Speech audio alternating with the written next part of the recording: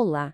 Hoje a gente vai dar uma olhada em uma análise do pastor Ailton Santana sobre um tema que, olha, começa bem dentro de casa e vai parar lá na liderança da igreja, a permissividade.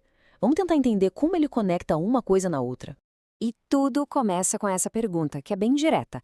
O que de fato acontece quando as regras, os critérios começam a ser afrouxados dentro de casa? É bem daqui que parte toda a reflexão dele sobre as consequências que a gente vê lá na frente.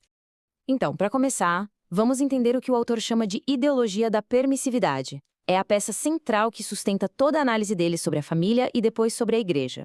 Olha só, aqui a permissividade não é vista só como uma atitude mais relaxada, sabe? É tratada como uma ideologia mesmo.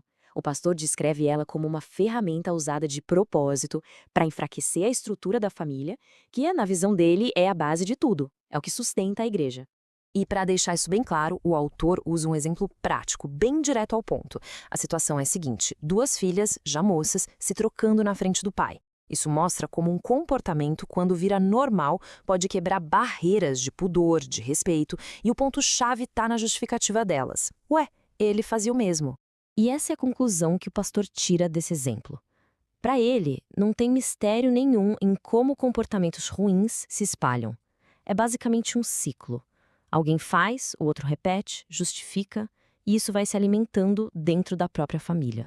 Então, o ponto crucial do argumento dele é essa conexão lógica. A igreja não é uma coisa abstrata, flutuando no ar, né?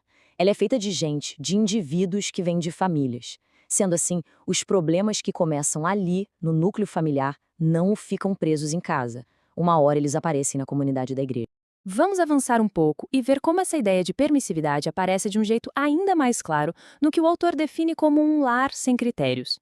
O texto, então, descreve uma segunda cena, e essa é talvez até mais chocante.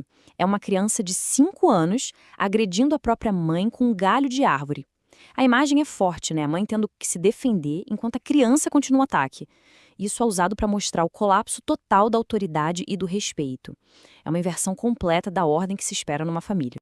E o autor joga pra gente a mesma pergunta que ele se fez. O que é que leva uma criança a agir com tanta ousadia a ponto de agredir a própria mãe? A questão aqui não é só o ato em si, mas de onde veio isso? E aqui vem a resposta segundo a análise dele. Esse comportamento não é um caso isolado. É um sintoma, um reflexo direto de um ambiente familiar que ele chama de permissivo. Um lar onde, na visão dele, faltam os critérios bíblicos que deveriam guiar a criação dos filhos. Bom, agora vamos ampliar um pouco a visão. O argumento sai de dentro de casa e vai para a congregação, para mostrar como essas dinâmicas da família